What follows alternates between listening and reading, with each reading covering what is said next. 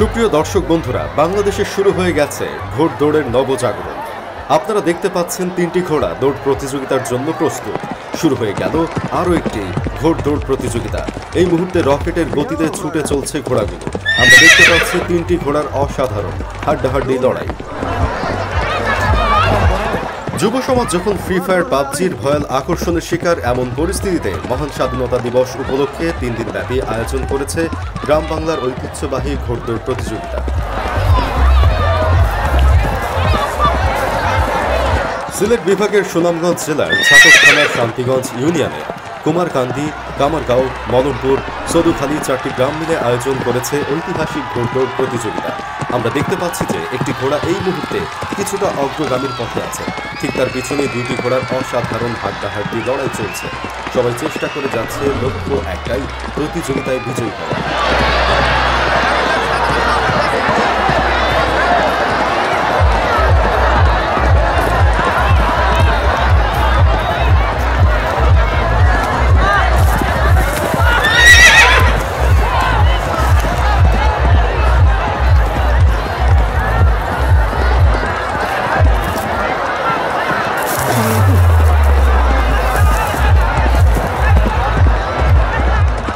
প্রচণ্ড গরম উপেক্ষা করে রোজা রেখে ইতিমধ্যে অনেক দর্শক মাঠে এসেছে।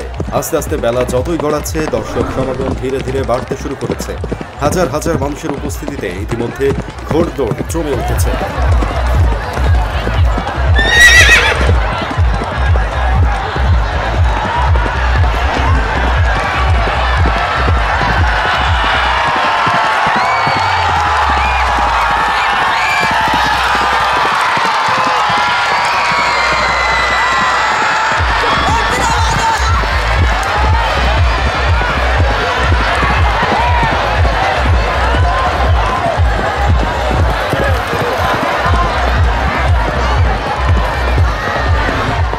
গ্রাম বাংলার ঐতিহ্যবাহী প্রাণের খেলা ঘোড়দৌড় প্রতিযোগিতা আপনারা দেখতে পাচ্ছেন।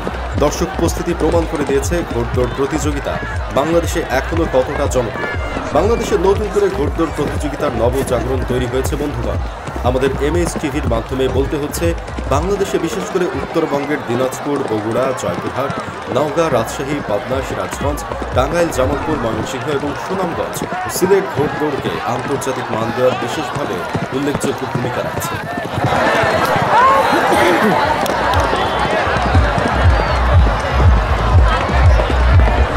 আপনারা দেখতে পাচ্ছেন বিদ্যুৎ গতিতে ছুটে চলছে ঘোড়া।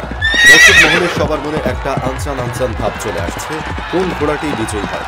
সচক্ষে দেখতে হলে সম্পূর্ণ ভিডিও দেখতে থাকুন এবং সাথেই থাকুন।